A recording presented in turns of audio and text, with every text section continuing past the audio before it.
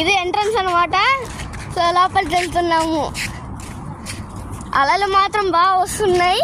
Security guard అందరు ఉన్నారు.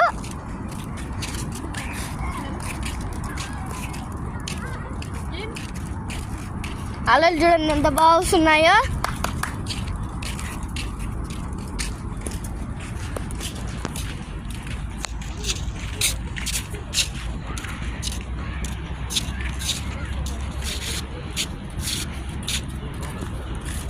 ఈడ లైఫ్ గార్డ్ ఉండే ప్లేస్ ఇంకా చాలా ఉన్నాయి. ఈడ ఇది ఇసట కొంచెం రాళ్ళు ఉన్నాయి.